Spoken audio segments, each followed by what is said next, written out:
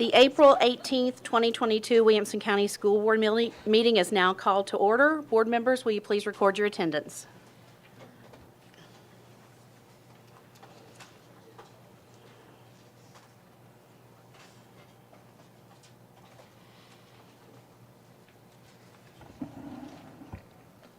We have 11 board members present. Thank you, Mr. King. And now, if everyone will please stand and join us in the Pledge of Allegiance, which will be led by our two deputies who are here, and we'll follow that with a moment of silence.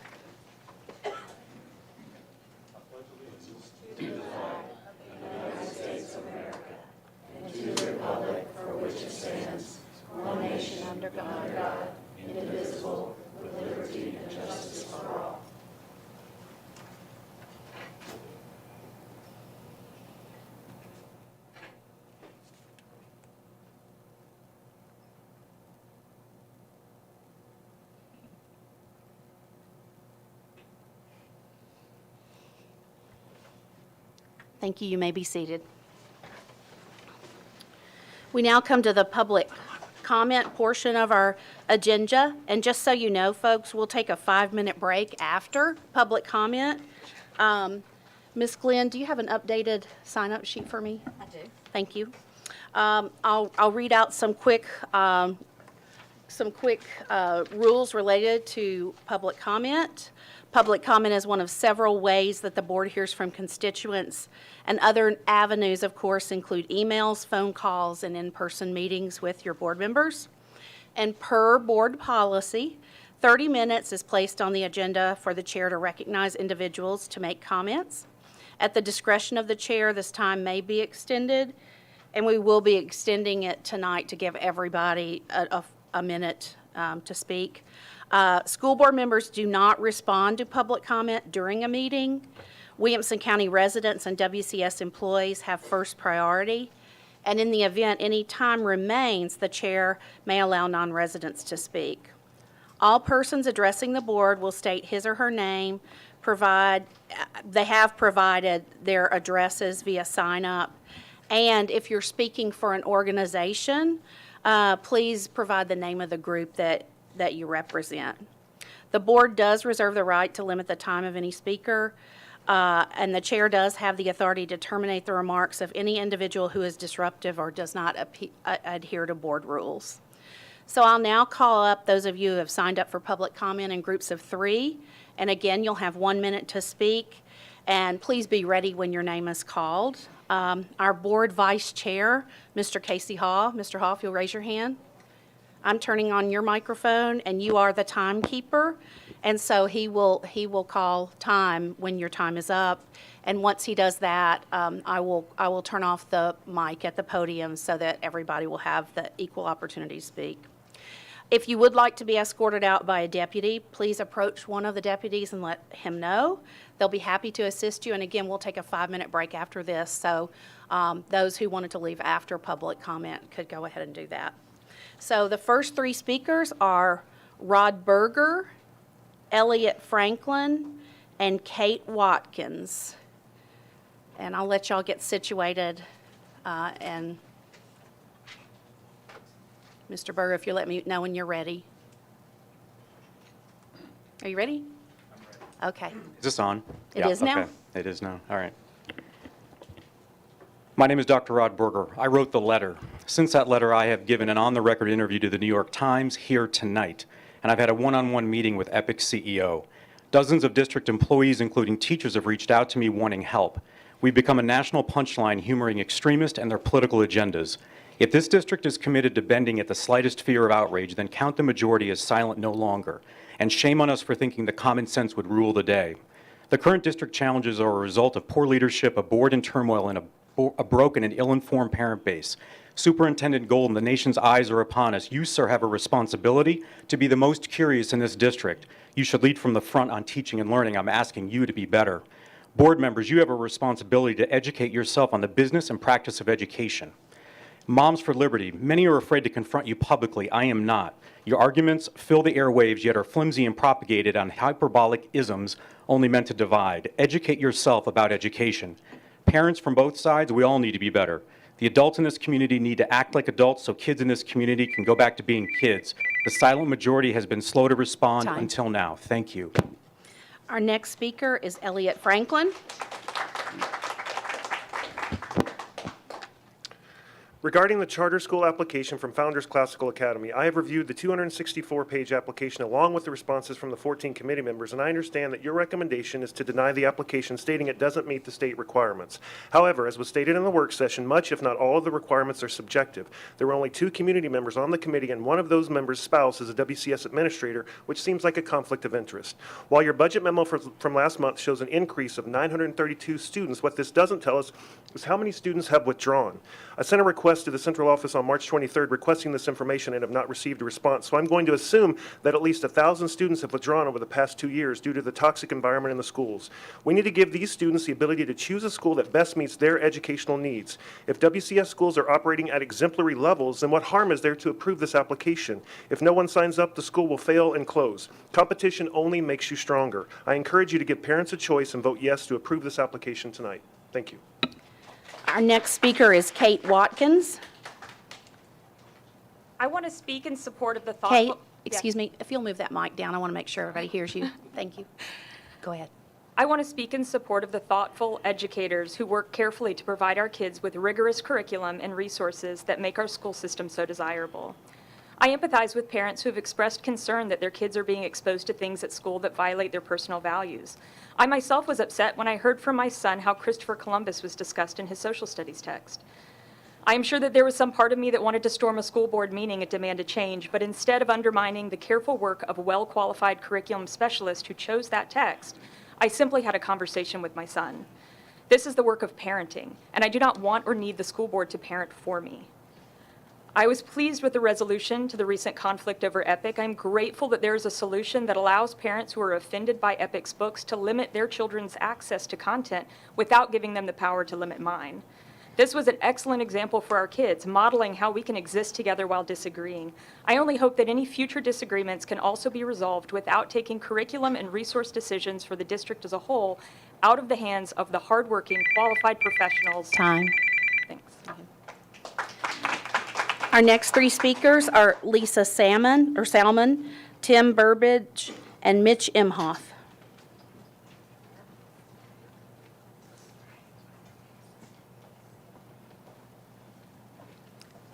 Lisa, you go first. I just wanted to draw attention to a law that was passed in Tennessee several years ago called Aaron's Law. And what it is that, anyway, going backward a little bit, I want to share that I sent an email to the board last week where recently there were some incidents in my children's elementary school, and after that, I inquired as to what kind of body safety and sexual abuse or harassment education was being implemented in the school. I learned that in the past, there was body safety education and puberty education, but there was a directive under a prior superintendent to discontinue that education, though the education can be provided on a one-on-one basis.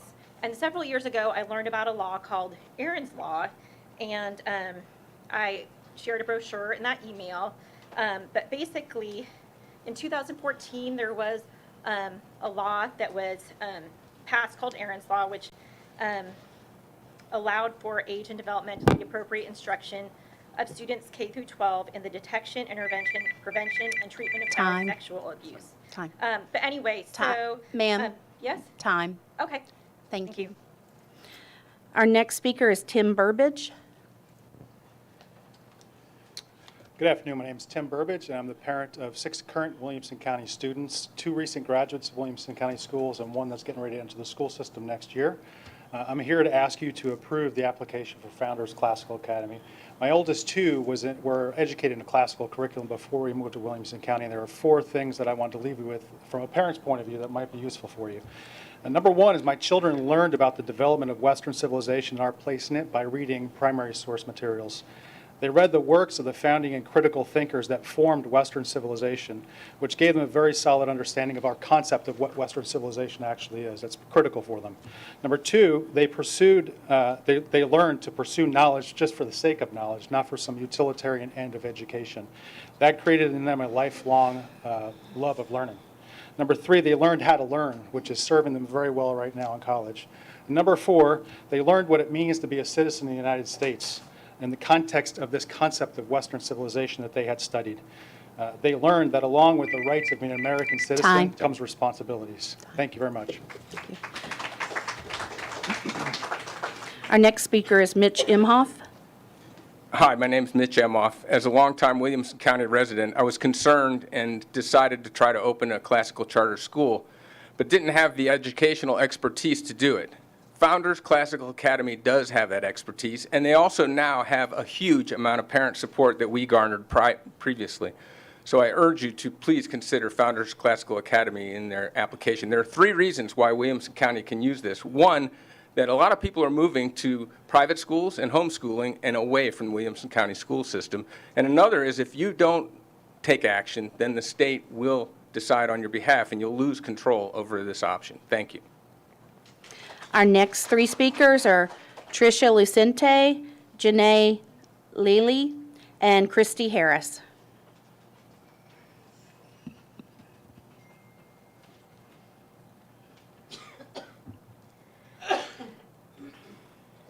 Hi, I'm Tricia Lucente, mom of a kindergartner in Williamson County Schools. The $50,000 FHS report describes us as a county divided, with an elementary curriculum focusing on social justice. This is no surprise. The EPIC app is just another example of the Williamson County School Board and Williamson County administration failing our children and our teachers. Even with the option to opt out, EPIC is still filled with age-inappropriate material. Mr. Golden said himself that the app is not used in lessons or curriculum at school outside of small groups or free choice, so why keep it at all? What happens when a child sounds out the word lesbian and turns to their teacher and asks, what is a lesbian? What happens when the child to the left or right, who have been opted out, look and hear that as well? What position does that put our teachers in? What are they supposed to say to that? Removing the app does not remove those books from the face of the planet. If you want to read those books to your kids, please buy them. Please rent them from the library. Take them home.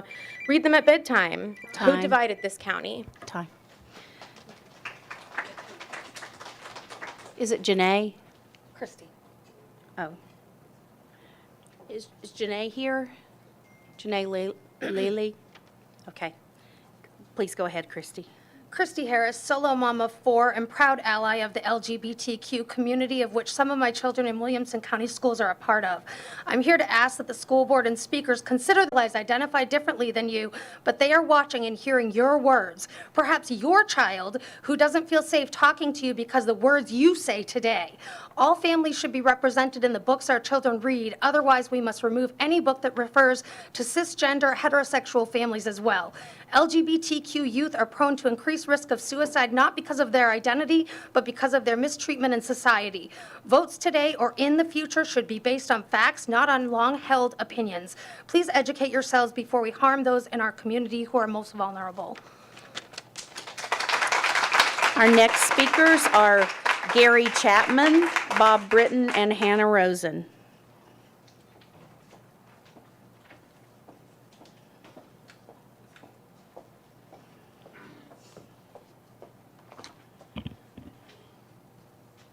I'm Gary Chapman. 1 minute.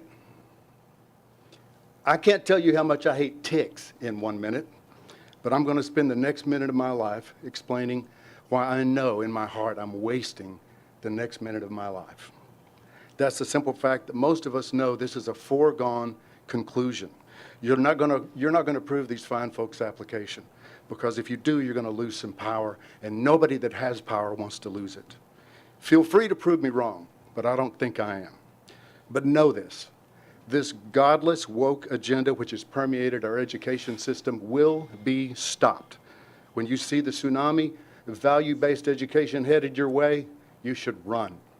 The truth wins, God's in charge, and I'm giving you back 10 seconds and change. Thank you. Bob Britton. Hello, I'm Bob Britton. I have twin grandsons at Trinity Elementary. I thought it was ironic and sad. During the week we were celebrating the National Library Week. A vocal minority and an unnecessary and overreaching piece of legislation was able to shut down a library with 40,000 books in it, the EPIC app. I was even more dismayed when I saw the same group celebrating their win on the internet. When someone wins, someone loses. I think it was the children that lost access to the app that they used for developing their reading skills and enjoying the wonderful books, and the teachers who use the app for their lessons. What a shame. By speaking here tonight, I'm asking the vast majority of parents and grandparents who believe in our public schools to make your voices heard. Don't let the vocal minority shut down your libraries, threaten your teachers and librarians, ban books which celebrate diversity, inclusivity, and tell the truth about our history. To contact or meet with your school board representative, your legislators, and the school administration. But most importantly, let the Time. teachers and the staff. Time. Thank you.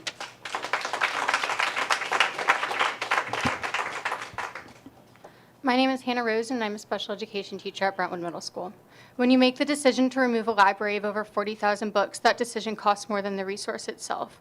It costs students with disabilities the opportunity to independently and discreetly access engaging, age-appropriate, and context-specific text. It costs the comfort and safety of LGBTQ students who are already so frequently othered and cast aside by this district. The future of Williamson County lies in the hands of those of you before me. I ask you to take that responsibility with the same weight I take mine each day as an educator. The words we speak, actions we make, and ideals we cast matter. Take your leadership and be inclined to do good with it. Do not listen to the minority because it's the loudest voice in the room.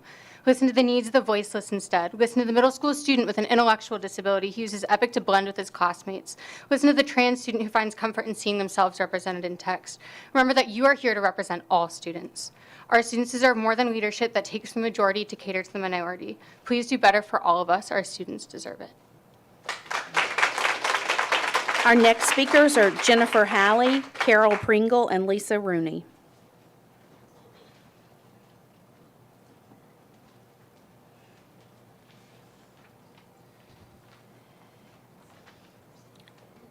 Jennifer? I don't think she's here. Hello, my name is Carol Pringle, and I'm here to speak in support of Founders Classical Academy. My husband and I reside in our homeowners in Williamson County. My son and his family also reside in Williamson County. We are the grandparents to two precious young boys that are just beginning their academic years. We know that education plays a foundational role in the development of children into moral, productive citizens. We have close knowledge of charter school programs through friends and have seen very good experiences and outcomes. Currently, we see that the public schools are drifting further and further away from teaching classical education, and we believe this does not prepare our children for the future. We're very impressed with the curriculum of Founders Classical Academy. Classical education has proven record for success, and we believe that the focus on Latin, history, science, mathematics, civic virtue will blend well with our family's values while teaching the children what they need to be successful in life. My son and daughter-in-law are in agreement about Founders Classical Academy. They are small business owners who want the very best for their children, which is why they live in Williamson County. They cannot afford the choices some families have to look at private educational Time. classical education. Thank you.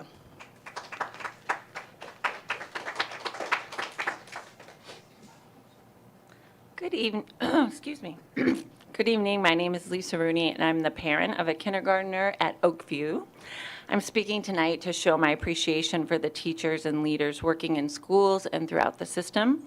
I, like them, support access to a rich and diverse curriculum and ask that we continue to support and defer to the expertise of the school and district professionals and allow them to keep their focus on learning and teaching and creating spaces where all students can see themselves in the books and the content. I also support the district's strategic commitments related to building excellent teams, improving student-centered operational support systems, and preparing students for the future. Note that focus on student-centeredness. Using district teams and resources, including that really precious resource of time, defending and constantly explaining why certain books and platforms are appropriate, does not seem to be aligned with our stated goals and commitments. I urge the board to continue to name ways of working that honor the adults working in schools. Time. Thank you. Next three speakers, Adina Krishnamurthy, Kimberly Jamont, and Meredith Daniel.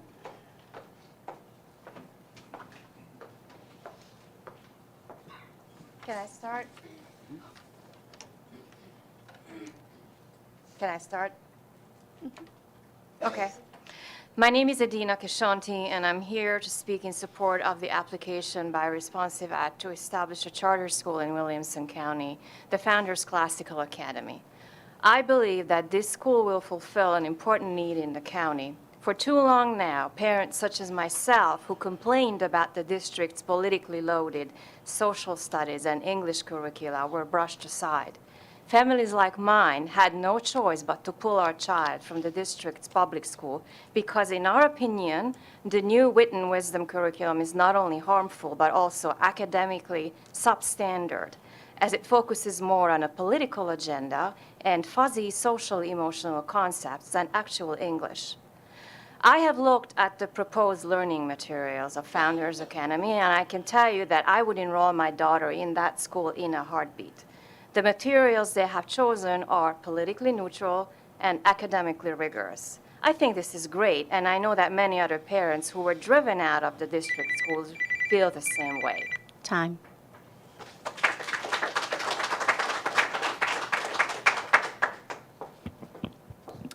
Hi, my name is Kimberly Jamont, mother of a kindergartner at Williamson County Schools.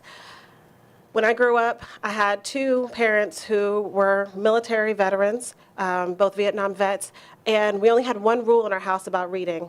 If you can read it, you can read it. My parents didn't have a college education, and so they gave me full access and reach to be able to read what I could, to learn more than what they knew. They didn't let their imagination limit my education. They would be ashamed right now to know that there are books that their granddaughter cannot read because of the fact that someone decided that it wasn't appropriate for her. The other side of that is that she is the only black girl in her entire class. That is hard for her. Being able to have her peers see people who look like her in character roles that are outside of historical and context is amazing for her. And her losing that app was incredibly hurtful. She came home immediately and told me about it, and she asked me, could I put it back on? Time.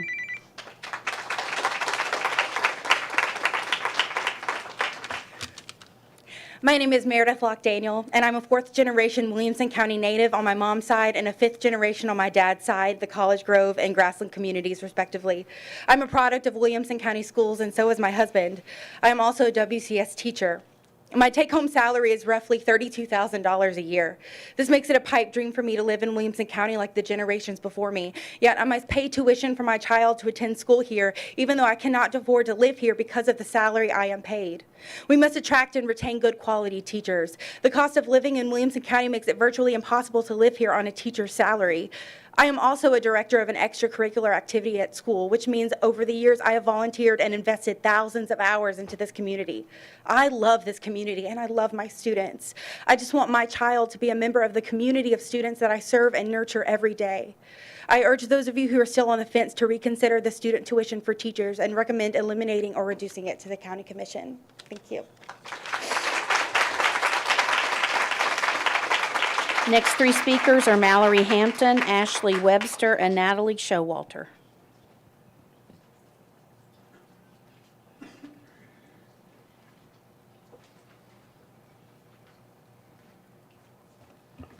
Good evening. My name is Mallory Hampton. For the first 30 years of my life, Williamson County was my home.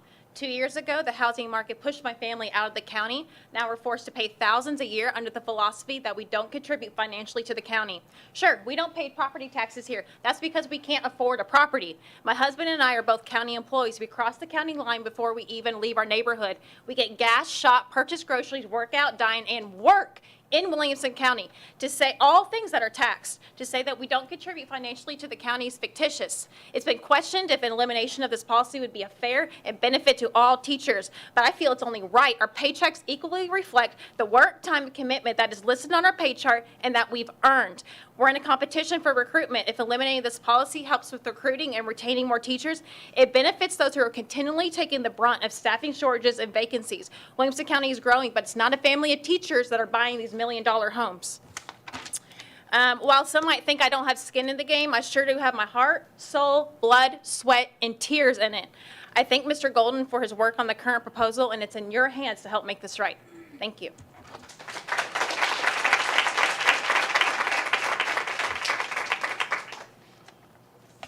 Hi, I'm Ashley Webster, and I'm speaking today as a parent of 2 adult children who graduated from Williamson County Schools.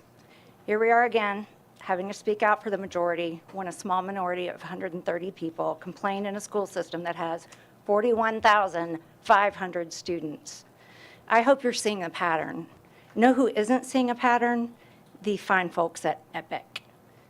We are the only county that has shut down their app in our system for this reason of cherry picking and censoring books and expecting them to publish a comprehensive list of the selections in their collection.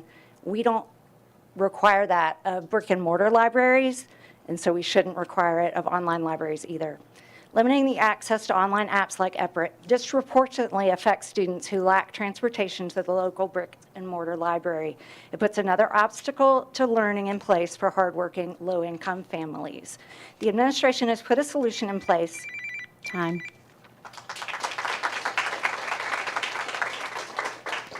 Hi, I'm Natalie Showalter. Sorry. I wish to speak about the push for implementing more DEI concepts in the Williamson County schools. On its surface, few would argue against the desire to embrace the diversity found in this county and appreciate how our unique individualism makes our county stronger. Yet now, most diversity programs have become divisive. Many DEI programs emphasize questionably age-appropriate content, which many parents of WCS are identifying as permeating their curriculum. Can you cite several studies showing that DEI concepts lead to better academic performances of our children instead of the decreasing motivation, reducing academic creativity and critical thinking? Should we not be emphasizing optimism, kindness, and communalities? We remain a county divided concerning the involvement the school system should play in parenting our children. Until there is more transparency and active communication between WCS and parents, pushing a one-sided agenda will just create more dissension. Thanks. Our next speaker, I'm going to call everybody else up at this point. Zach Swanson, Lindsey Hornick, Scott Kutcher, and Leanne White. And Leanne, you're our final speaker for the evening.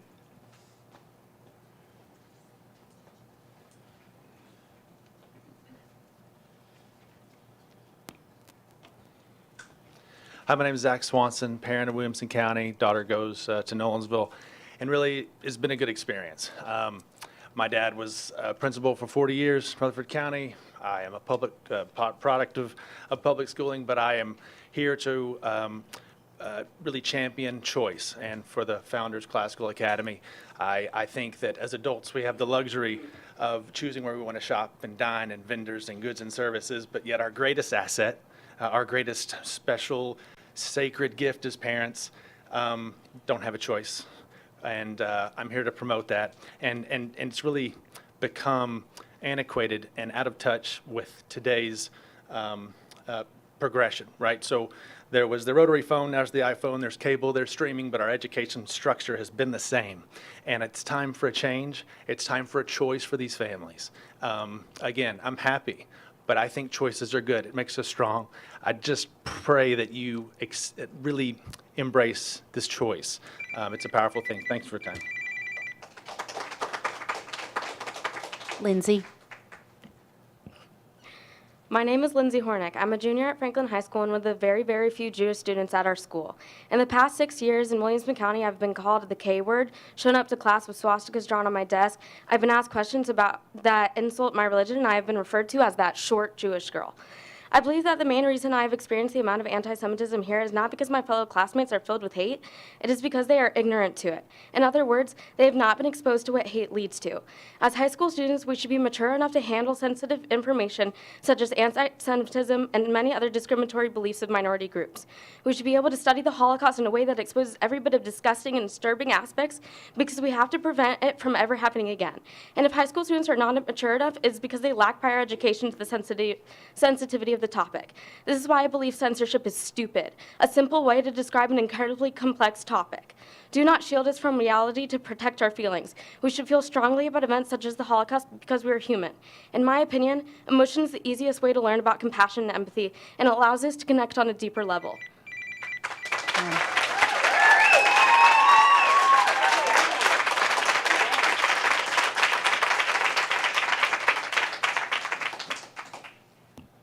that's the future, I have encouragement right there. My name is Scott Kutcher. I am a father of 2 that have been pulled out of the school system. I am that statistic that's not being reported. So the reason being is because of posts like this, which really is disturbing. This is a post from one of your teachers.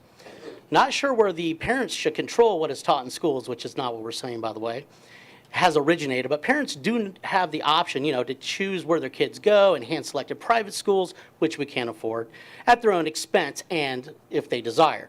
The purpose of a public education, and this is where it goes sideways, in the public school is not to teach kids only what parents want them to be taught, is to teach them what society needs them to know. This client of the public school is not the parent, but the entire community and public. Wrong. It's the children. Period. End of story. You're all wrong. If you believe this for one moment, this is the dysfunction. So please give us a choice. I keep hearing people wanting choices tonight. Give us Founders Academy. Give us a choice. If you don't like our beliefs, great. Give us a place to go. Please.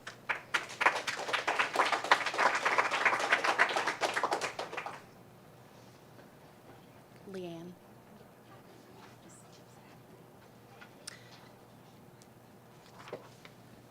Leanne, if you'll hold on for just.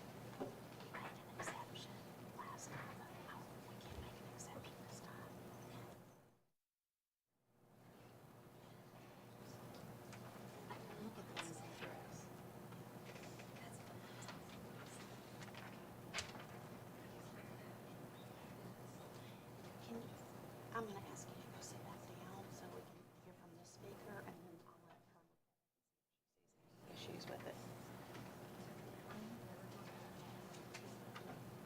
It's not.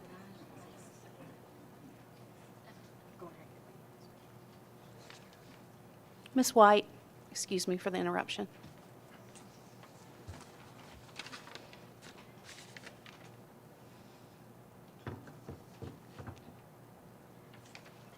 Good evening. My name is Leanne White, and I represent WCEA. First, a quick overview of the Professional Learning Communities, or PLC process. WCS is committed to the PLC process. This process rests on 4 deceptively straightforward questions. What do we want students to learn? How will we know if they learn it? How will we respond if they do not learn it? And how will we respond if they do? Imagine answering those questions for just one student.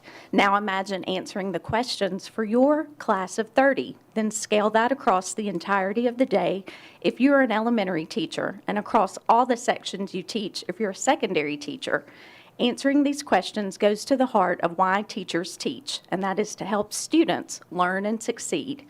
Throughout the years, secondary teachers have been afforded additional time to answer these questions through Late Start or Power Mondays. The benefit of district-wide early release days will allow all teachers to plan together, something that cannot be accomplished in the context of a typical school day. Stop. Excuse me, time. Sorry. Thank you.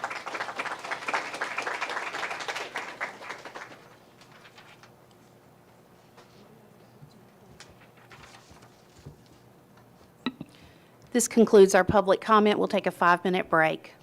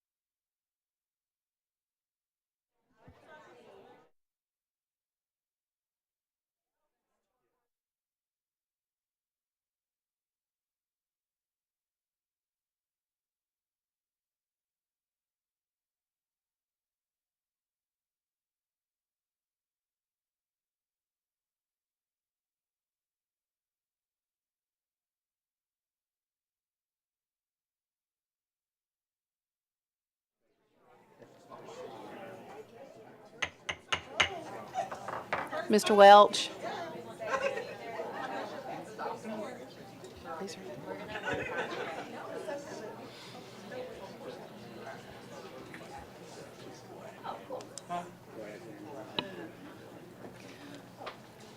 Thank you, board members. Mr. Mitchell.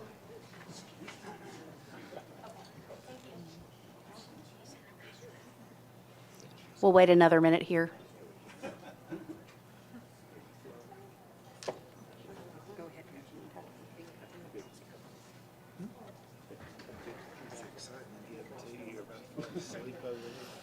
Board members, the next item on the agenda is the approval of the agenda. Do we have a motion to approve? Motion to approve. Mr. Welch makes the motion to approve. Do we have a second? Second. Mr. Wimberly makes the second. Is there any discussion? I don't see any discussion. Board members, please cast your votes.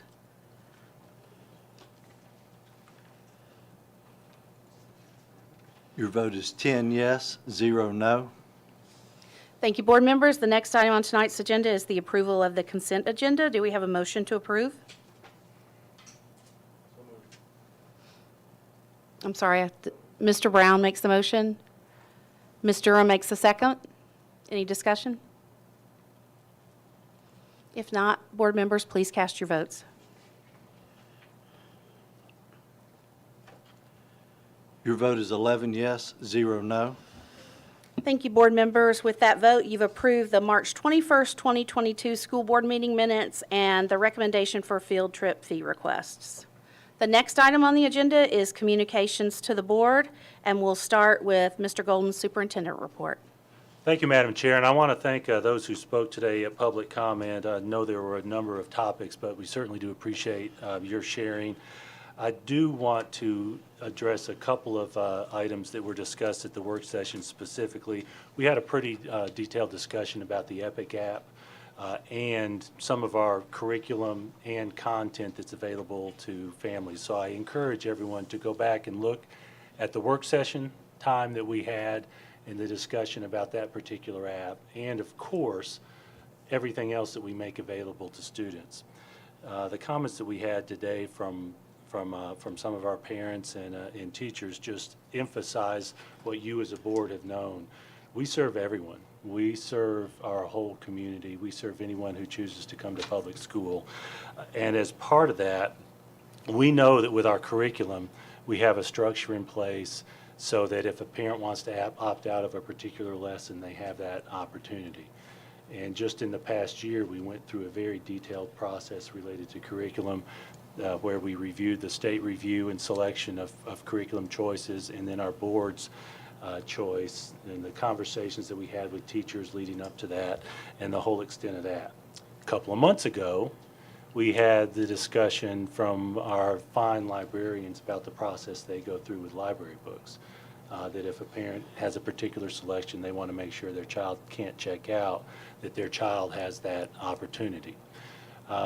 Likewise, the right thing to do is to give parents that opportunity for supplements, additional materials that we have available for our teachers and students. We did have a request a few weeks ago from someone related to particular selections in a particular app. Happened to be EPIC. That is an online library with 40,000 plus selections.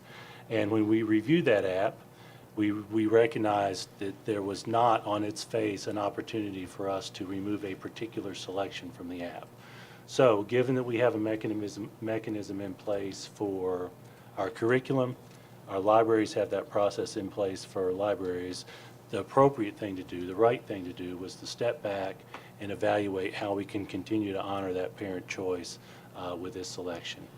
And we made that decision in the short term to do that review, and then we also made the decision in the long term to give those parents that option to the extent we could with a particular app. And this particular app did not have that function for us to remove a particular book. And so the option that we landed on was to give parents an opportunity to opt out of that particular app. And again, we serve everyone, so it is important for us to honor those parent choices as much as we possibly can. Do want to let you know, in this particular example, our use of the app closes at 3 p.m. and then parents can actually subscribe to the app themselves and purchase the app for after hours. But I want you to know also that I anticipate that discussions like this will continue because there is a lot of content out there. The internet's not going away. Use of content will continue to come up. And I want you to know, and I want everyone to know, that a basic standard that I believe we need to have is, to the extent we can, honor parent choice. I do encourage, and I am encouraged by the possibility that the next time we go through a selection process at the state level that then comes to the locals, we will have more engaged parents. I'm encouraged by the discussions that our parents are having. I want parents to be more involved in their child's instruction, and I certainly encourage everyone to do that, and I know our teachers are encouraging that as well. That's a nutshell of the discussion that I started at the work session, but again, I encourage everyone to go back and look at some depth related to that. I'm not going to speak specifically to any item that's on the agenda tonight because I know we'll have that time for that discussion. But I did want to mention one final item that we did talk about that's actually not on the agenda, did talk about at the work session that's not on the agenda. Our Planning and Zoning Department did a presentation per the goal you all set for me for some regular operational reports. It was timely because we were applying a new out-of-zone format based on a new state law. And we anticipated that at least at one school, we would need to do a lottery because at the time, the day before the deadline, we were one student short of the maximum that the board voted on. When it was said and done, we actually were 2 over the number, but we found out that 4 of those applicants actually don't live here yet. And so we actually fell below the number. So this year, we do not need to do a lottery. So everyone who applied for an out-of-zone will get a response in the next day or two from our planning department asking for the confirmation of which out-of-zone school they'd like to attend. I tell you that because there are a small number who actually selected 2, because we used to have a first-come, first-served. You get notice immediately.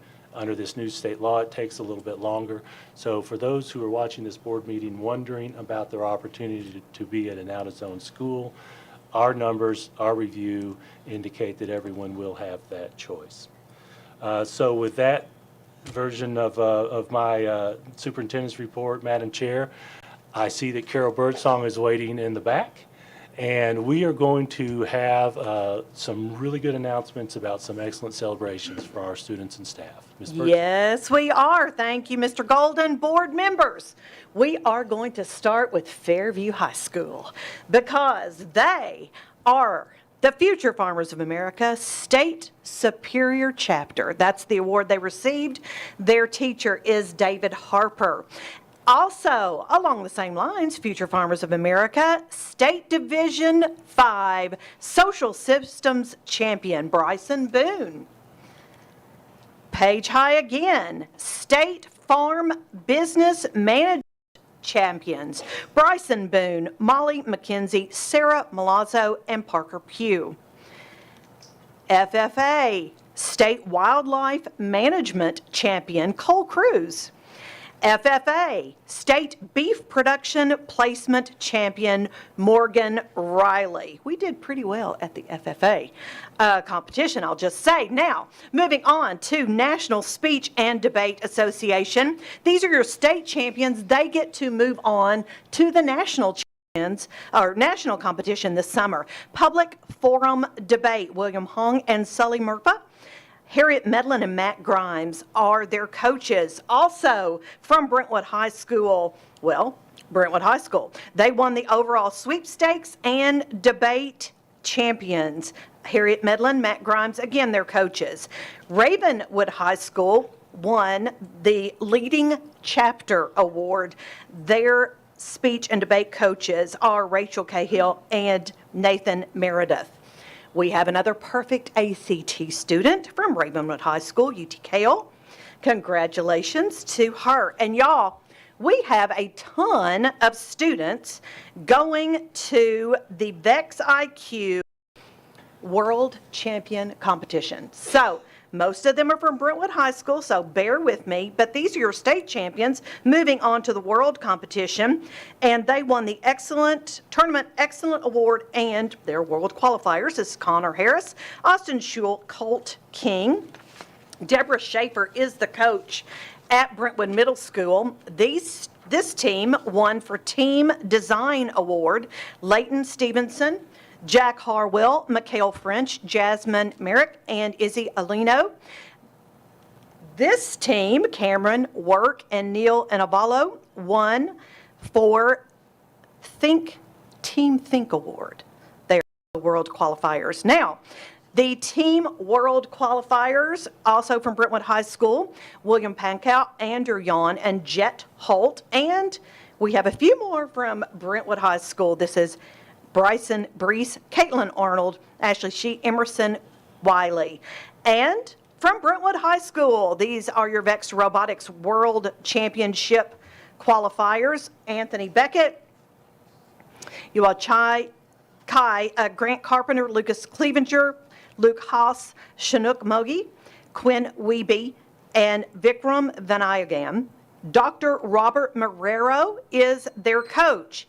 And not to be outdone, from Ravenwood High School, your VEX Robotics World Championship qualifiers and JROTC VEX National Championship qualifiers. Mark Bell, Adit Swadawati, and Connor Taysick. Josh Peck, their coach. Now, to some staff spotlights.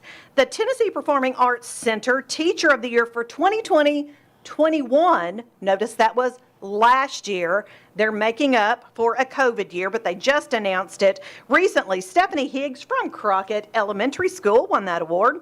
And Tennessee Association of Secondary School Principals for the Middle Tennessee region, our Principal of the Year, Dr. Pam Vaden, Ravenwood High School. Congratulations to all of our students and staff members.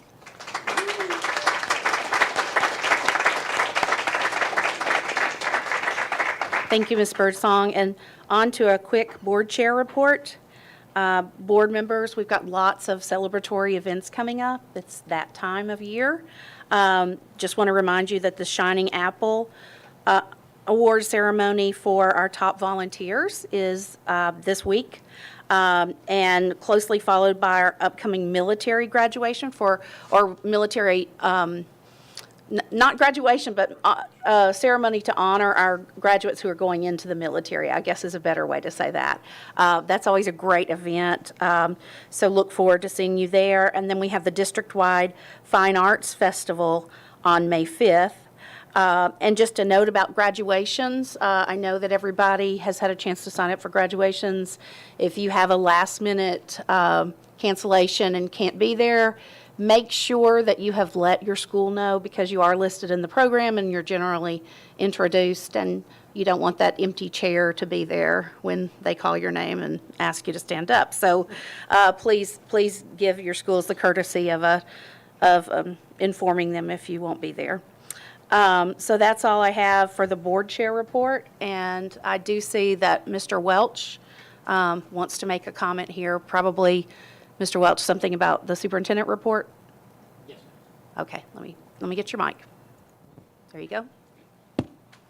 Thank you. So I just wanted to follow on the student spotlight, which is always my favorite part of our board meetings. It's wonderful to see. And just kind of add one more spotlight to that without really focusing on any of the specific content or the words said. Just want to recognize real quick, anytime we've got one of our student speakers who come to one of these all the time, even when they're angry and criticizing us, they are poised and fearless, and it couldn't be prouder when we get student speakers here. And what's an intimidating environment when you're 16, 17 years old to stand in front of a dais and everyone's raised and the adults are looking at you and you don't hear the waver in their voice or the nervousness. They are clear-eyed and bold and say what they think. And I've just, every time they speak, I've thought that, and I said, I'm just going to acknowledge it for one time as our student spotlights.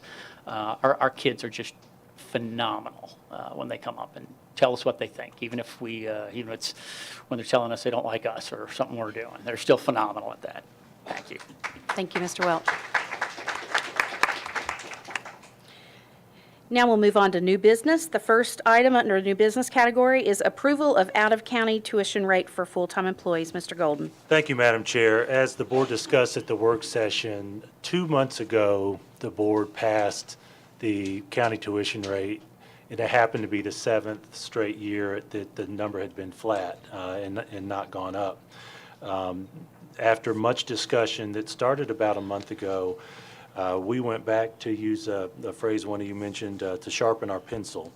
I recommended that we drop it by about half. It'd been about 12 years since we'd had a significant drop, and that was $2,000. I spent some time after the Thursday night meeting having as many conversations as I could with individual board members, commissioners, Mayor Anderson, et cetera. And we have come up with a recommendation for this year, and I included that in a memo that we added to your board packet.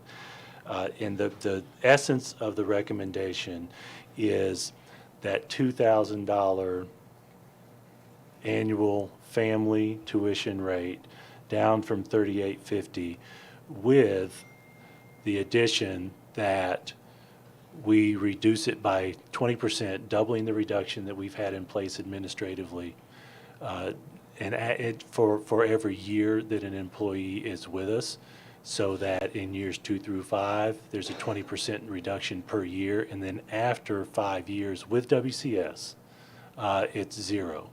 The intent of this is that proverbial middle ground to find a way to honor those conflicting discussions that you all have had and that you've heard among commissioners and among our county leaders, really dating back decades. And I finally put in the last paragraph of this recommendation a reference to next year's discussion. What I'm hoping is that this is a half step towards a deeper discussion next year. And I think there's a couple of key points that may make next year different. Number one is there's a lot of discussion for a new funding model. And this new funding model has the potential to render this question that's been brought so many times to us moot. If the funding is based on a per student funding model, it could be that this is no longer an issue, even among those who argue that we need to continue this. Second, I think it's going to give us some insight this coming year about how many folks want this, how many of our staff members want this. And we've heard varied discussions about that, but the reality is every individual matters, every individual decision matters. We've had some discussions with our principals about recruiting, and their experience has been mixed over the last few years. Some have said, yes, I believe I might have lost someone because of the tuition, and others said, I've never gotten that indication. If we spend time with this substantial reduction, knowing that those teachers who have been with us a number of years have that reduction even more significantly, it's going to give us some insight into where we go from here. So with that, that's my recommendation. Do we have a motion to approve? Mr. Haw? Motion to approve. Mr. Welch makes the second. Any discussion? Ms. Apria? I just have a quick question. So I think by what I'm reading, it means if a teacher has been here 5 years currently and has been paying the tuition up until now at $38.50, will they automatically go to 0? Yes. Okay, thank you. Mr. Brown? Thank you, Madam Chair. Jen asked one of the questions I was going to ask, so thank you for that. Jason, I appreciate you putting further work into this. I know we talked about this at length on Thursday, and I had expressed then that I believe the time has come for this to be eliminated entirely, and I still think that. This is a good step in that direction, and I think for the 5-year and beyond people who are going to get right away that immediate relief down to 0, that's very, very significant.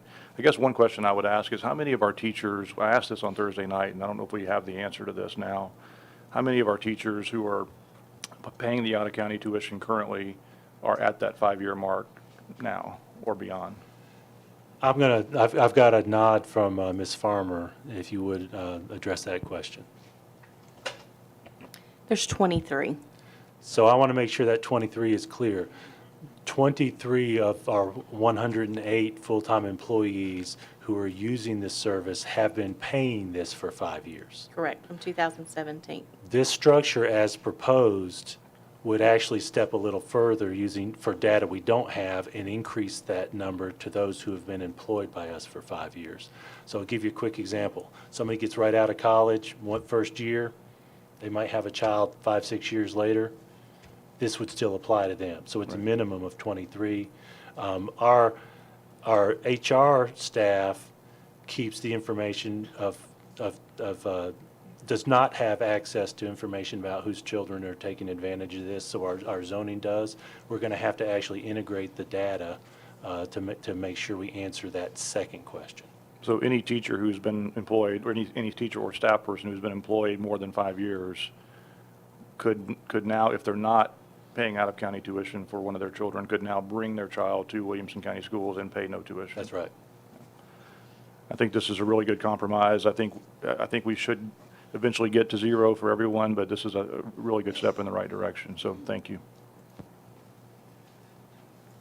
Ms. Cleveland? Just clarification, FSSD, does it include them and our current bus drivers, or do we even have bus drivers over 5 years? So number one, FSSD. We do have that standard for Franklin Special School District, and the idea is high school. Franklin Special is a K-8. If there is an out-of-county resident at Franklin Special who has been using Franklin Special service, we allow them to matriculate up. The same standards you vote on now would apply to Franklin Special teachers. At the moment, we have less than a handful, right at a handful, 5 students. So that's the FSSD answer. Bus drivers, all our full-time employees have this option right now. That would not change. That includes all our bus drivers. A few years ago, I'm estimating 6, maybe 5, somewhere in that range. We tried a pilot with bus drivers when we were at the height, at least what we thought was the height at the time, of our bus driver shortage. And the board voted to allow up to 25 bus drivers to be hired and bring their children out of county. We never got close to 10 with that.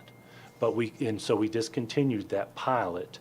But we made a commitment to those bus drivers who chose it to grandfather them in.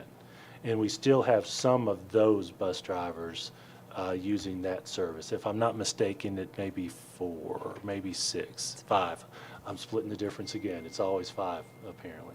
Okay, thank you very much. Oh, thank you. Actually, I had a whisper of SROs.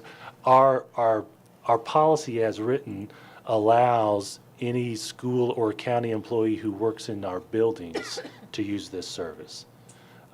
We have had, from time to time, SROs use it. At the moment, we don't have any SROs using it. Mr. Wimberly? Thank you, Madam Chair. My questions have been answered, but Jason, thanks for this revised proposal. Well, it's a product of our deep discussion. Thank you. Mr. Galbraith? Thank you, Madam Chair. Jason, thanks for making a couple of the changes that we talked about this afternoon. I think that helped in wordsmithing the thing. But I'm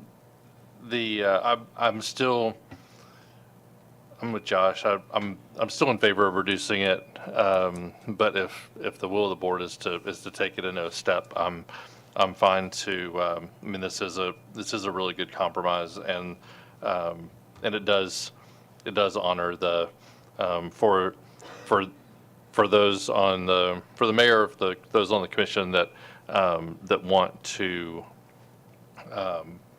say that the teachers have skin in the game. I think working for the past 5 years has certainly proven that they're dedicated to their job, especially the ones who have paid the tuition in advance. But I'm glad we're not making it just the ones that paying the tuition in advance for the last 5 years, and that's not a prerequisite. So I appreciate that. I will, I'll gladly support this. Look forward to hopefully eliminating it next year. Thank you. Mr. Mitchell? Thank you, Madam Chair. Jason, I also wanted to thank you for bringing this forward, and I'm a supporter of it. Appreciate us getting to this point. Board members, I don't see any further discussion, so please cast your votes.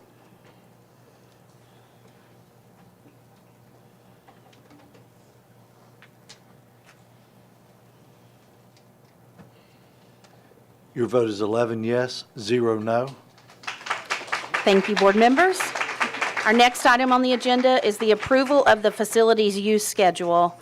And this is an annual agenda item. Mr. Golden. Thank you, Madam Chair. We are recommending one change to the facilities use schedule. It's to add $1 an hour for our staff members who monitor the building, unlock it, et cetera. That's to catch this up with the $1 an hour increase all classified staff received in February. Recommend approval. Do you have a motion to approve? Mr. Cash makes the motion, and Ms. Apria makes the second. Board members, any discussion?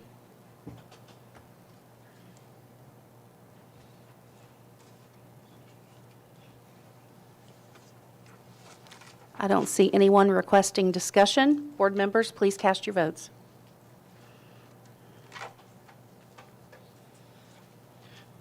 Your vote is 11 yes, 0 no. Thank you. Our next item is board policies for first reading, and the first board policy that we're going to discuss is 4.600, report cards and grading systems. Mr. Goldham. Thank you, Madam Chair. This is first reading, and just as a reminder, every board policy change takes 2 readings, so this will go back to the policy committee. The heart of the proposed change related to report cards and grading systems is the weighted grades for adding pre-AP courses to honors courses. We do recommend approval of this at first reading. Do we have a motion to approve? Mr. Haw? Mr. Welch makes the second. Board members, any discussion?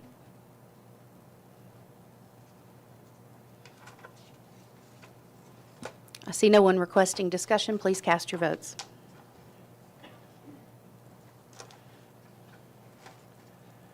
Your vote is 11 yes, 0 no.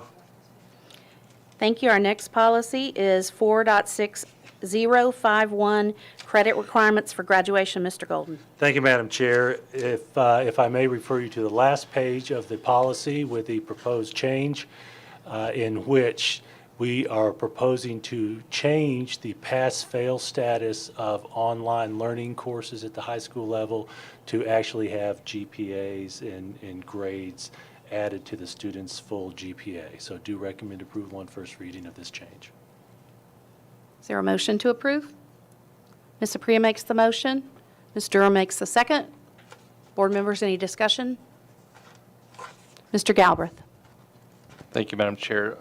Jason, I forgot to ask this. I thought about it over the weekend, but particularly talking about online classes with a couple of my kids. But if you take a class outside of the OLP, so right now, if you're not in the online program, I know Discovery and Vanguard, right? Vanguard, yeah. So if you're not in the Vanguard program, do we still have the option to take classes that aren't available to them through other programs? And are those in addition to the ones that students take prior to enrolling at WCS? Are we saying that all of those are going to be graded on a letter grade scale? Yes, that is our plan. So to your point, thank you for mentioning that. We do offer a number of online courses, and I think we already have had a registration for over 4,000 course seats this year for courses we teach. But there are occasionally particular courses that we don't teach where a student can get credit. That will include getting that whatever grade they receive from that provider. Okay, and so the ability to go outside is limited to courses that we don't take, or would it also be available for someone who wants to take a class that is full? for personal finance, for example? Well, we continue to, it applies to both, but for personal finance, that example, in the phraseology you often hear at the college level is, did a class make? We add sections to personal finance regularly because that is a requirement for graduation. But in those other examples, then yes, it would apply to both. All right. Thank you. Board members, I don't see any other questions. Please cast your votes.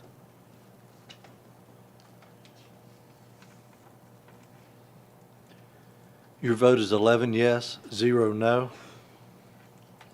Thank you. Our next item is policy 6.309, zero tolerance offenses. And I keep hearing a pinging noise. If everyone could check your phones, please, and turn that off if it's your phone. Thank you.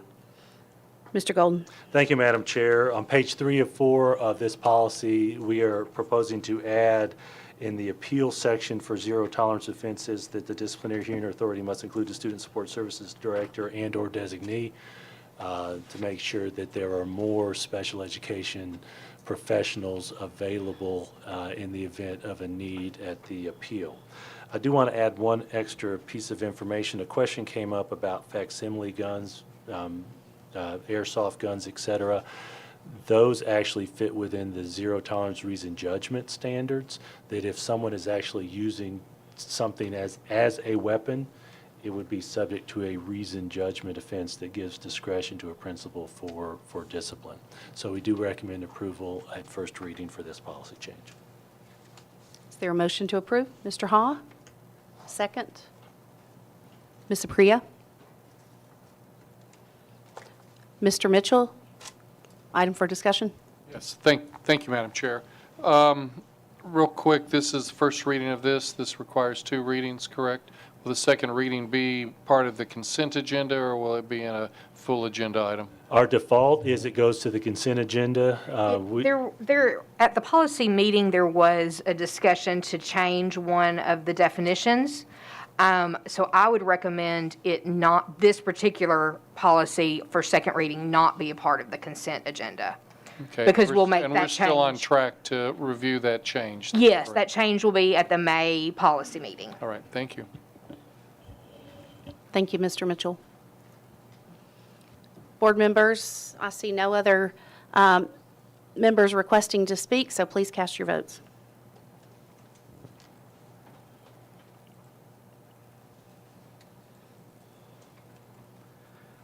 Your vote is 11 yes, 0 no.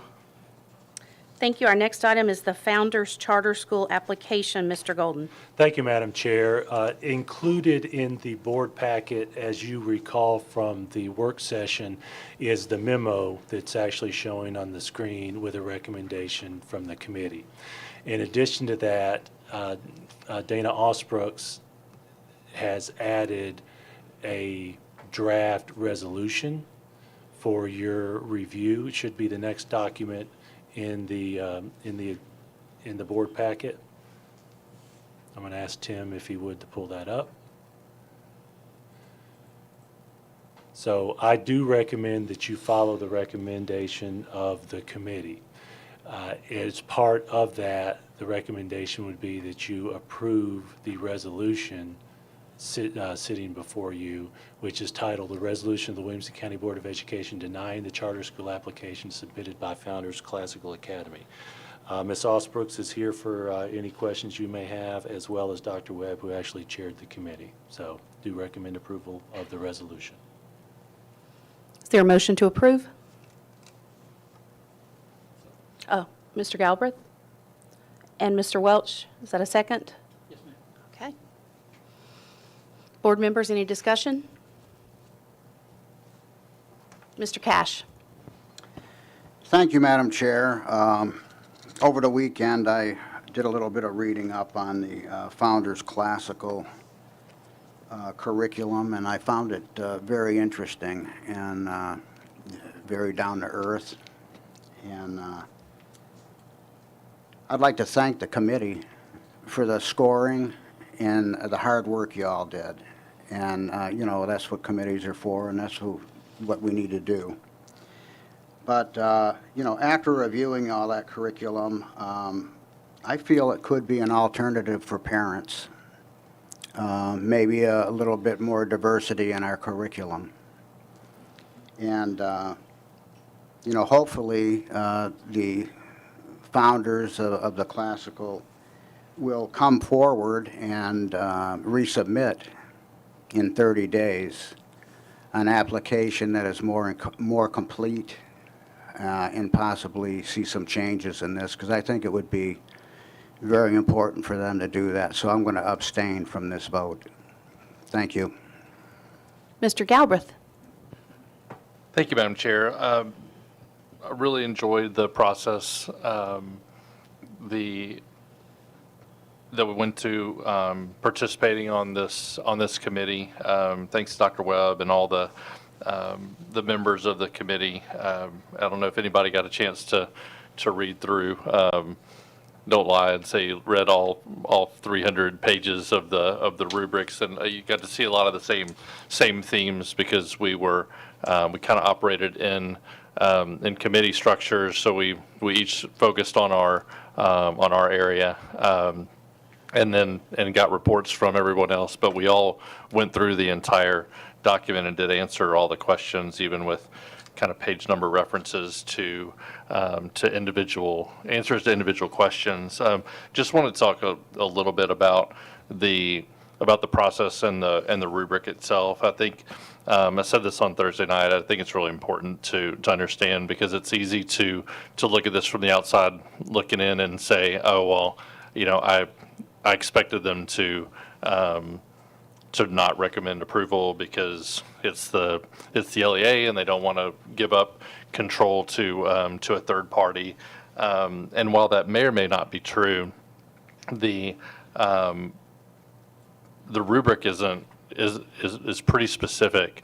And while it's some of the answers are subjective and not everything is objective, the rubric doesn't really give much leeway to your personal preference on whether or not whether you want it or not, or whether you think it provides even something that the district doesn't offer. It's more on a lot of the rubric. It depends on the detail, the specificity, and kind of going line item by line item on the rubric line items themselves.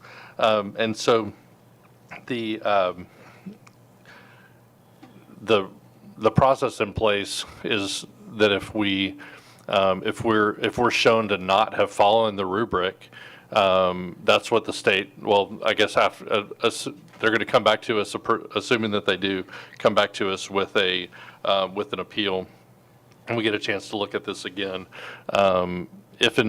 If at that time we deny again, it would go to the State Charter Commission if the applicant chooses to go that far, and they're basically going to look at it, and they do take our recommendations in place, but they also are going to look at it by the rubric and say, did we analyze this fairly, or were we biased in any way? And I really feel like, given the fact that we got to see two applications and one was pulled, we did get to see them side by side, and I really look forward if the applicant chooses to, if we do deny this as recommended, and I'm going to recommend that we do. I would like to see, and we got a chance to speak to them in person and as part of a request for additional information, and I just felt that this overall, it was lacking specificity, in some places incomplete.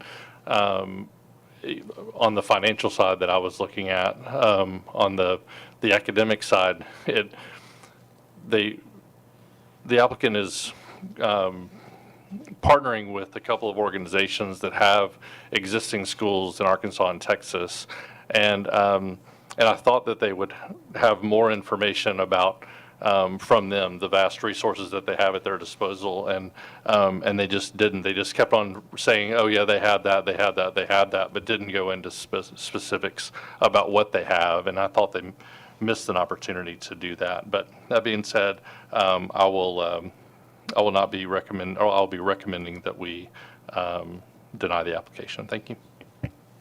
Mr. Brown? Thank you, Madam Chair. Just not to really get into the review process that was done, because Jay's done a good job of explaining that, and Dr. Webb did a great job last Thursday of walking us through that. We've had a chance to read the documents and see the reviews and the ratings and the scoring. But my comment's really more of a big picture comment about charters. And what I worry about a little bit is that this process, because it's a relatively new process for most of us, is that it's going to give the impression that it's predetermined that charter schools are not going to be accepted in Williamson County.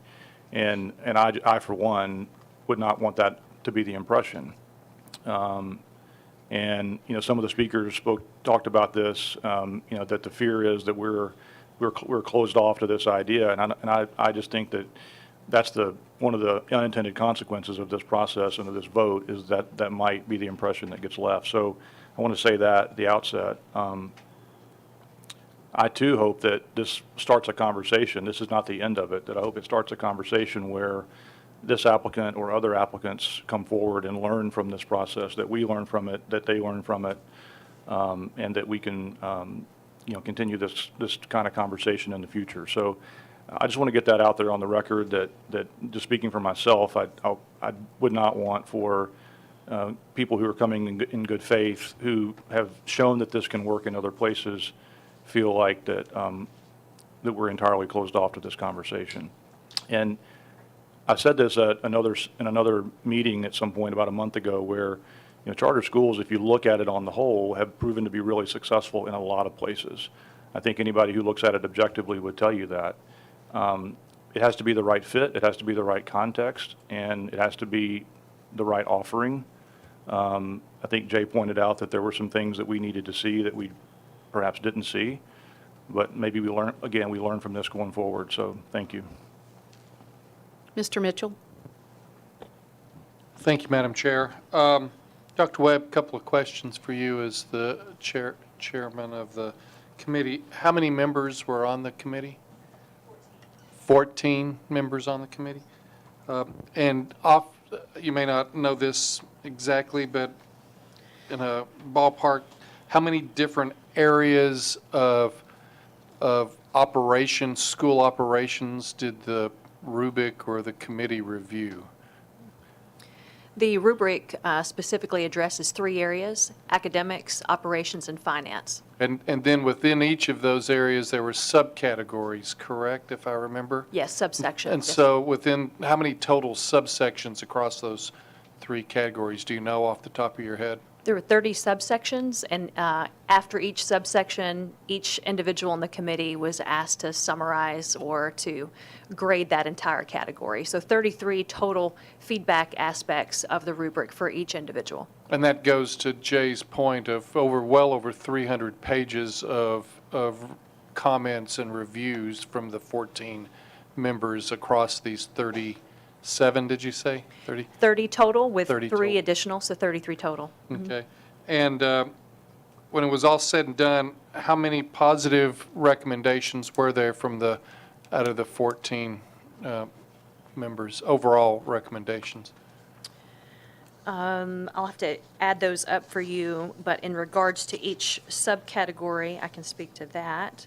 So in regards to the first category of academics, 11 individuals indicated that it did not meet the rubric. 11 of the 14? 11 of the, yes, and 3 indicated that it was partial. In regards to the second section, there were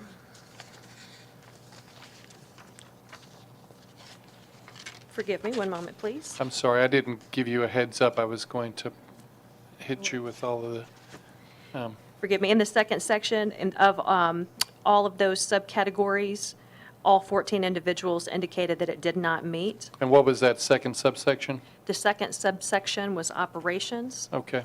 The third was finance. 11 individuals indicated that it did not meet, and 1 indicated that it did meet or exceed. Okay, thank you. And the third subsection was? Finance. Finance, right, thank you. All right. I guess the point I would make here is I was trying to find a good analogy.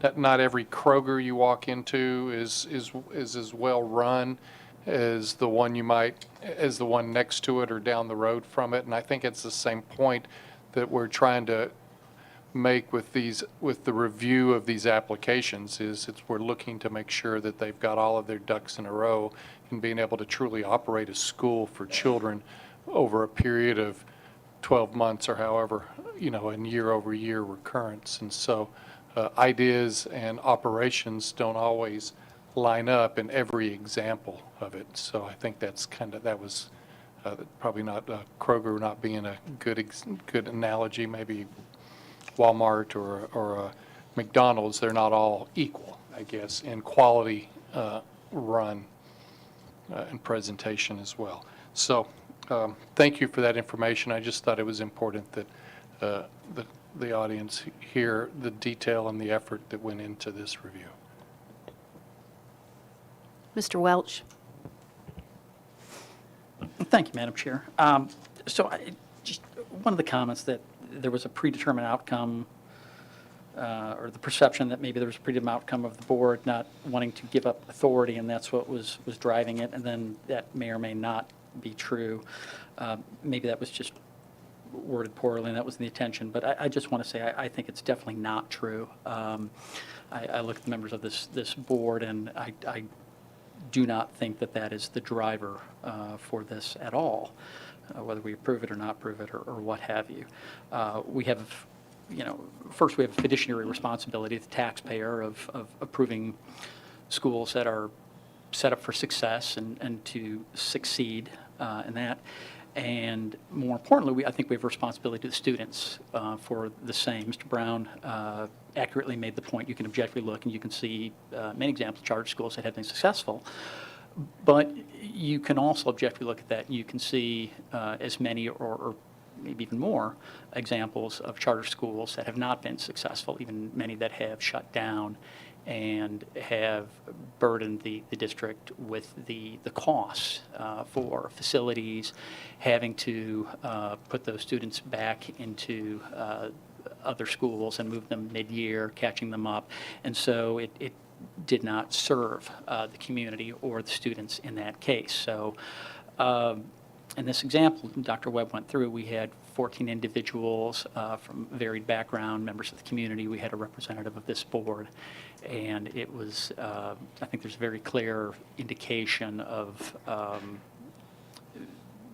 appreciating the work behind it and, the good faith and thought behind it. But I think there was a clear indicator of what the committee thought about that particular charter being ready to meet the Williamson County Schools standard that way. And as Dr. Golden indicated earlier, Mr. Golden indicated earlier, we fully support parental choice and everything else, but here we're not really talking about parental choice, we're talking about taxpayer funding of it. And so I think there's an additional level that it has to meet, and that's to be successful and to get the board's approval. Thank you. Thank you. Board members, I don't see any further requests for discussion. Before you cast your votes, just let me clarify, and Ms. Osbrooks, please help me with this. If you vote yes, that is a recommendation of the approval. You're saying you approve the Charter School Review Committee's recommendation to deny the application. That is correct, yes. If tonight, if you vote yes on the resolution, you're voting to approve the resolution and voting to deny the charter school application. If you vote no, you are voting not to approve the resolution, and you are in fact voting to approve the charter school application. Thank you, Ms. Osbrooks. Board members, please cast your votes.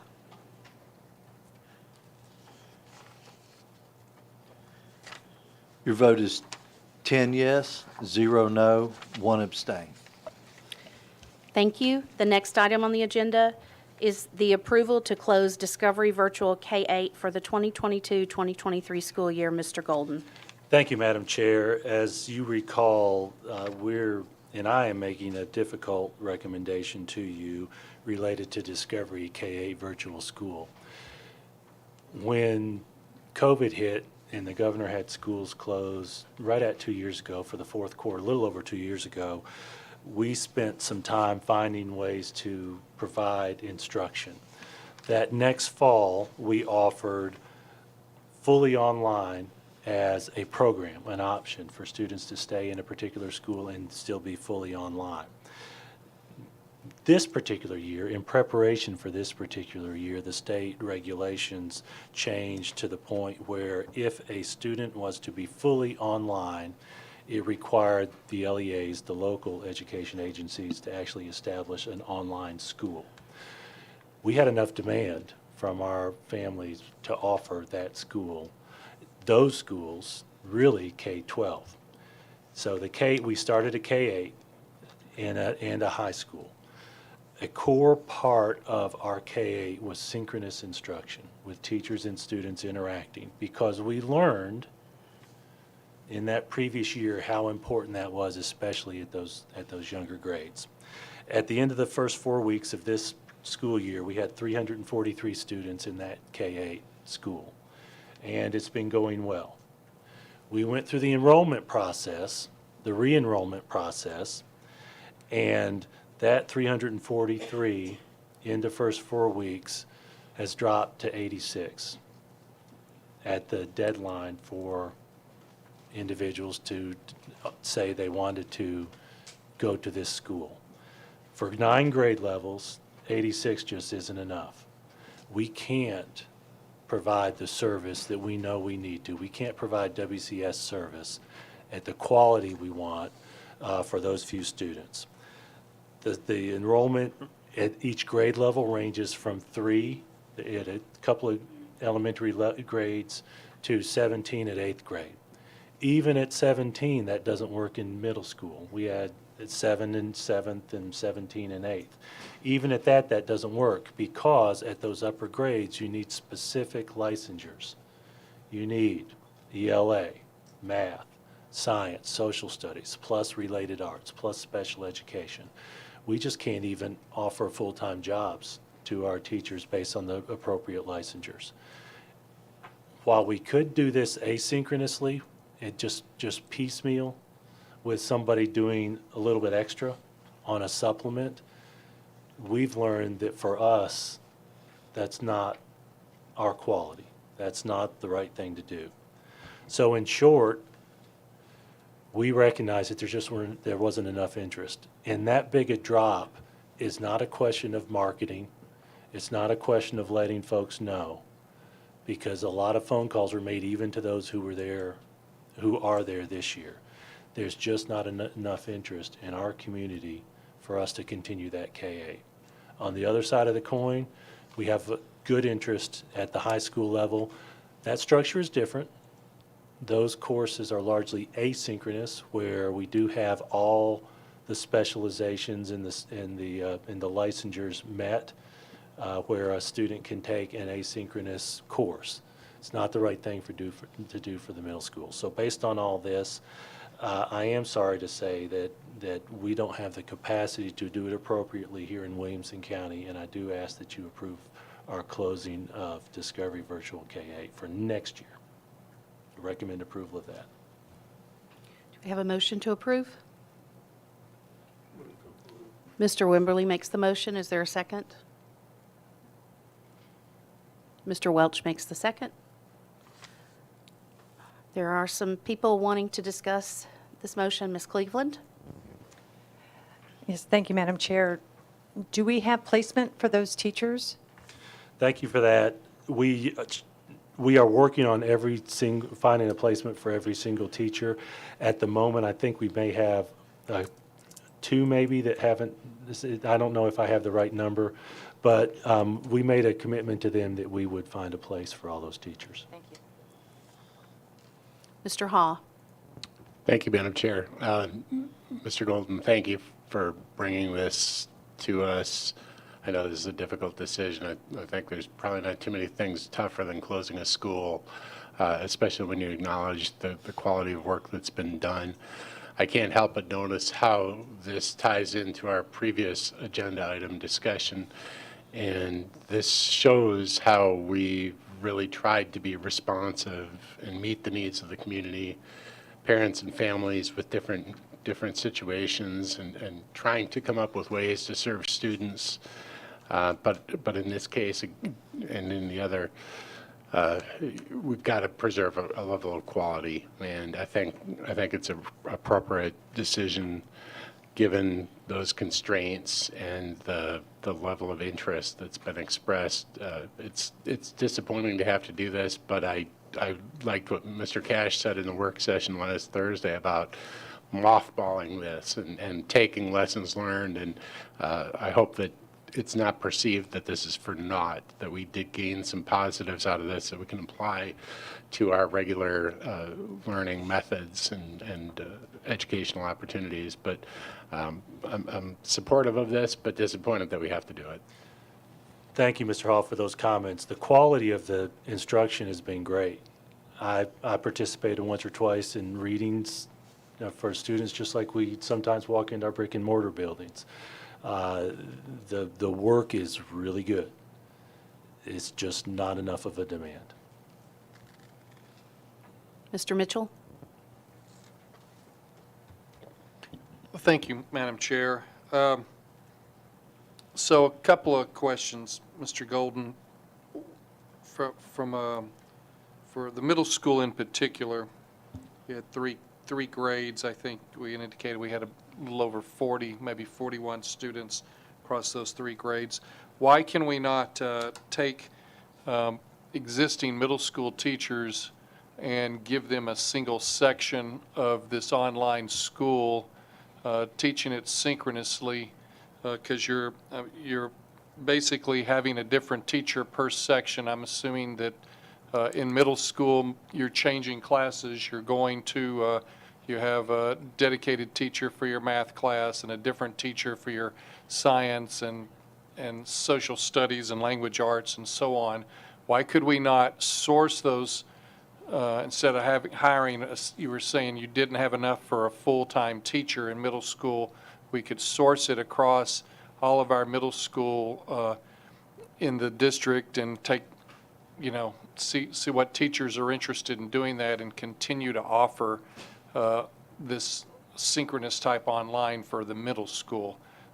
Why was that reviewed, or is there a reason that that's not viable? We did discuss that. Those teachers at those other schools are committed to their schedules. What we were able to do at the high school level is either shorten a day because of the peculiarities of a very wide open high school schedule structure, and give some of those high school teachers an extra section that they can teach outside of the school day. So we could do it asynchronously. Doing it synchronously,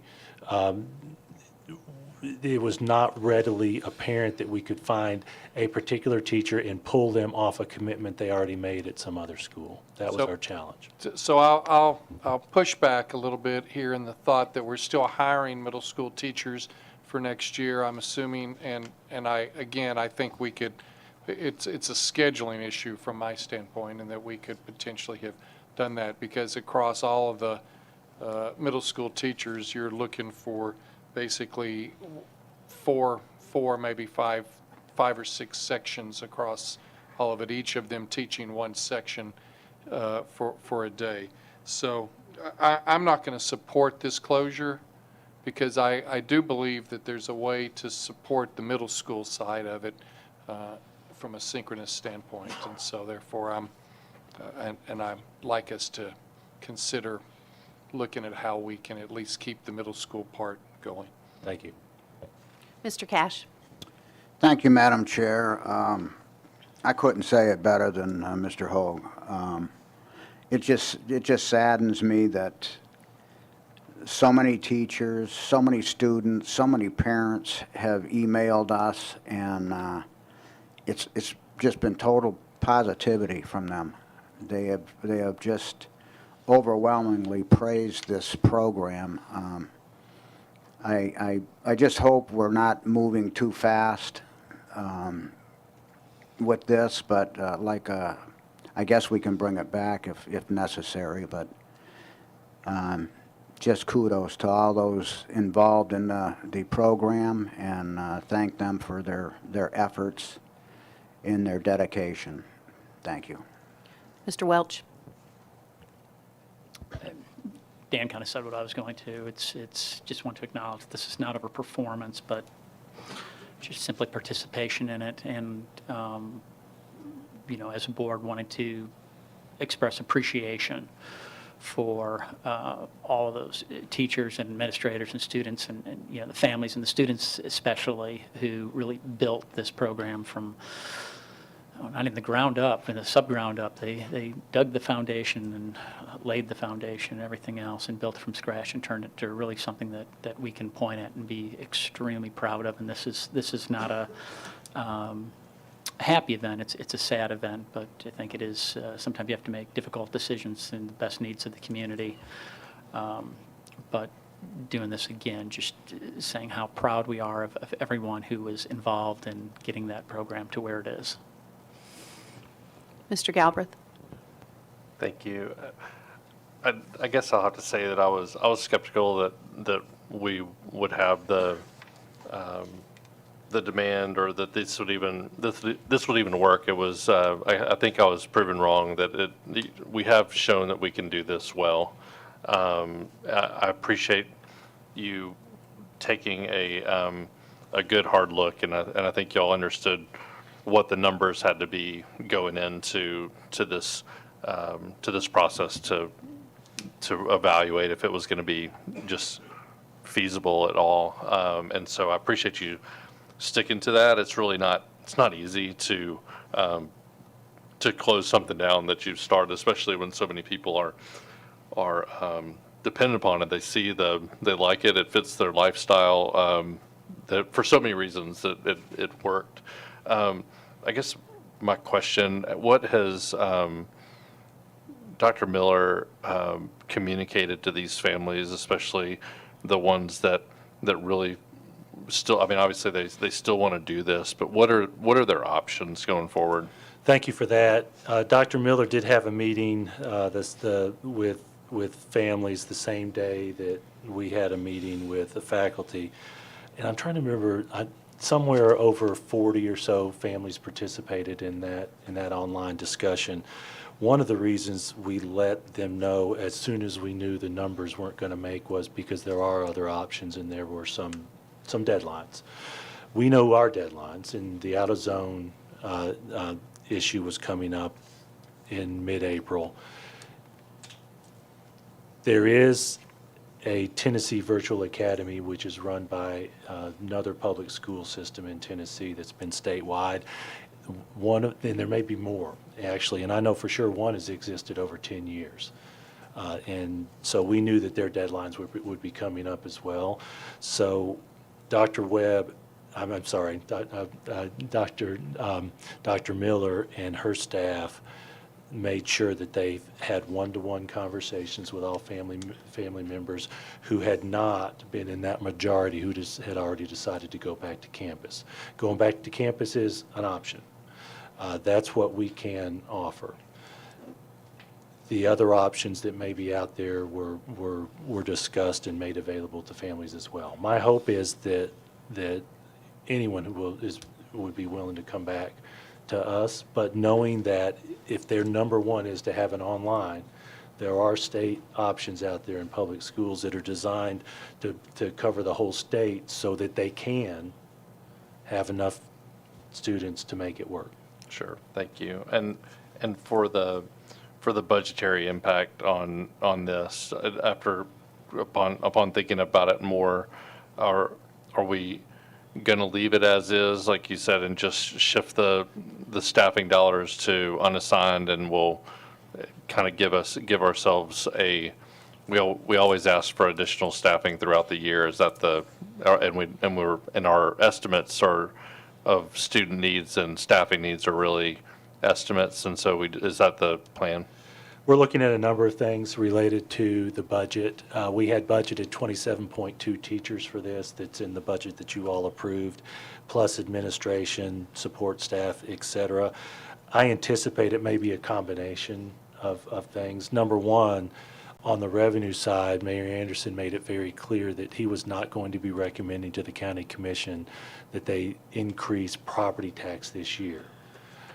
With this reduction, that just makes it doubly clear that our plan and the budget that you all approved is projected to be within that parameter where there's no tax increase.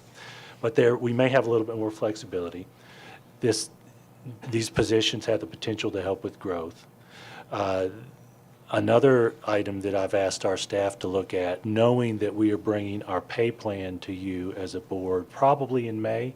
It's actually on the agenda. It's on the annual agenda for June, but we believe we'll probably be ready in May, is to look back at the draft teacher pay schedules that we've talked to the WCA about and see if there are any spots that were lower than we hoped because that was all we could afford, and see if we could bump those up just a little bit in spots. That's something our staff is working on and we will bring to you in May. Thank you. Mr. Brown. Thank you, thank you, Madam Chair. Jason, I know this was set up as a result of the COVID pandemic, and then I see in the memo that there were, as of about a year ago, roughly a year ago, there were 343 students enrolled. But of course, at that point in time, we were in a substantially better position on COVID than we were a year before that, obviously. So what do you attribute the drop to? I mean, going from 343 down to fewer than 90 now, less than a year later. I do attribute it largely to COVID.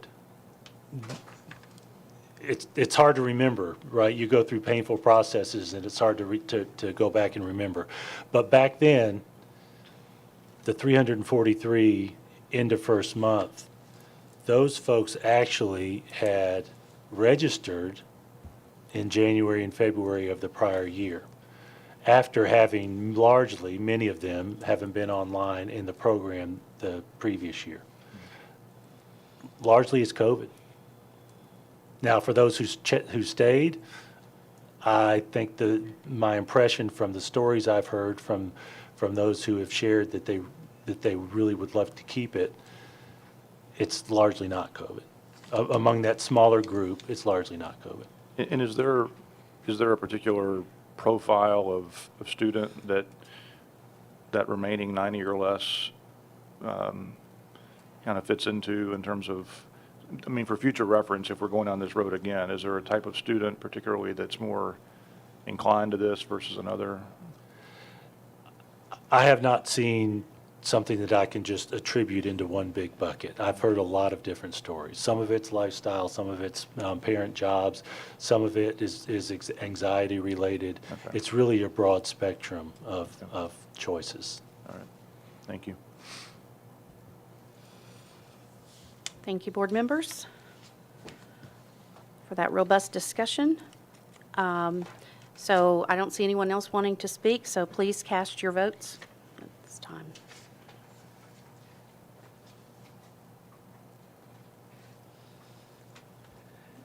Your vote is 10 yes, 1 no. Our next item is approval of the Coding 1 instructional material waiver request. Mr. Golden. Thank you, Madam Chair. We are asking you to approve a request to get a waiver, ask for a waiver from the state for the coding curriculum. Just to use as short a language as I can, the textbook that's currently available for coding is not something that we want to use. We want it to be more interactive and more present and up-to-date for coding, so we do request your approval that we make that waiver request of the state. Do we have a motion to approve? Ms. Apria, a second? Ms. Cleveland? Board members, any discussion? Mr. Galbraith. Thank you, Madam Chair. Jason, we've heard a lot about curriculum approval. I'm not sure how controversial coding can be, but from a process perspective, what will our process be to make the curriculum available?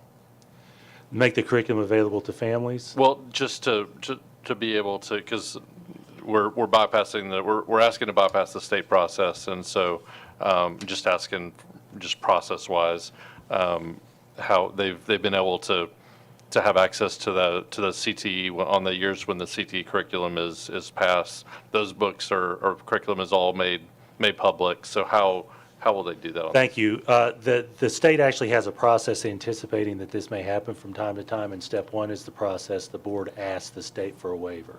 Step two is the state reviews our proposal and they decide on whether to approve the particular request.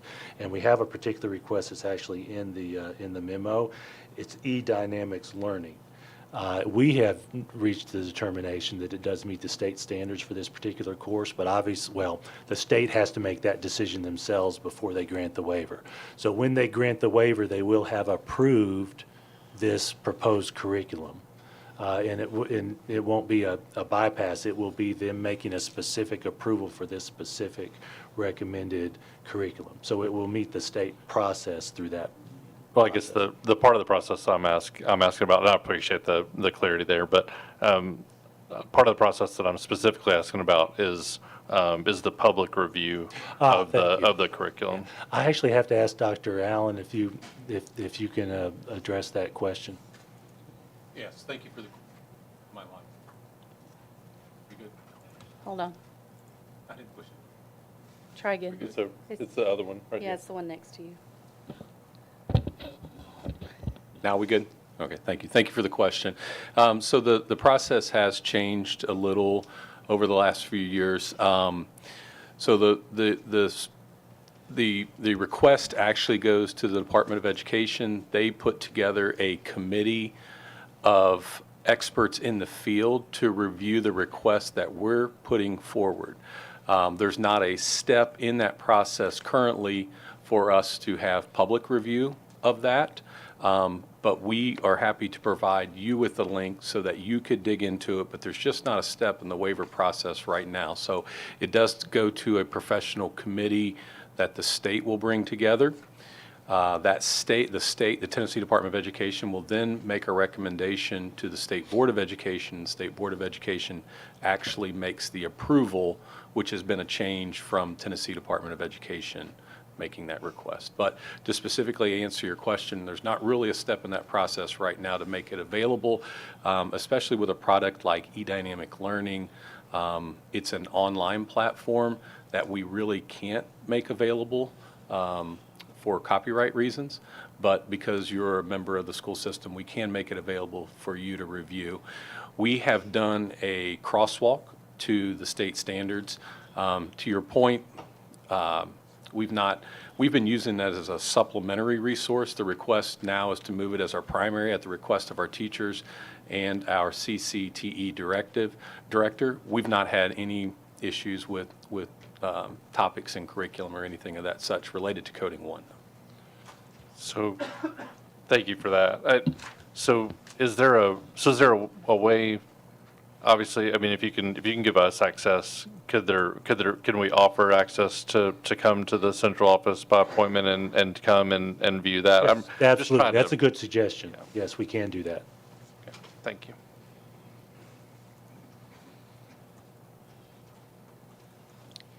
So board members, there's no further discussion. Please cast your votes.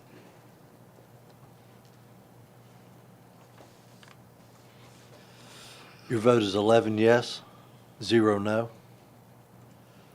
Thank you. Our final agenda item for tonight is the approval of tenure recommendations. Thank you, Madam Chair. I'm excited to make this tenure recommendation. This is a big deal for teachers.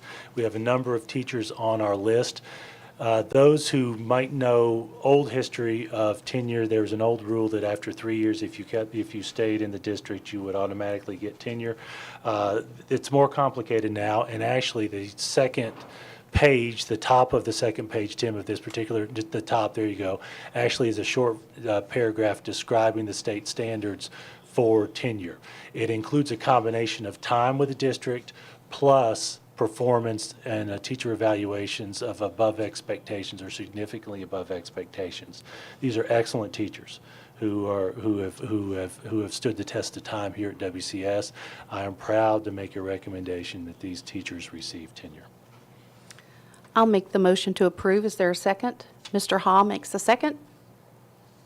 Any discussion, board members? Mr. Hall. Thank you, Madam Chair. Mr. Golden, I just want to echo that. It's always fun to look through this list and recognize some names, and there are great, talented professionals that are very worthy of this recognition and status. So thank you for bringing this to us. Mr. Cash. Thank you, Madam Chair. I'd just like to congratulate those teachers. So often we look to the future and say, man, I got 5 or 6 years to go and all this stuff, but it happens. Just congratulations and enjoy it. Thank you.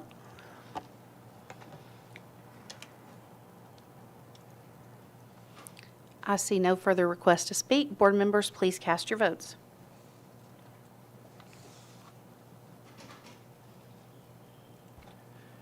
Your vote is 11 yes, 0 no. Thank you, board members, and this concludes our meeting for tonight. This meeting is adjourned.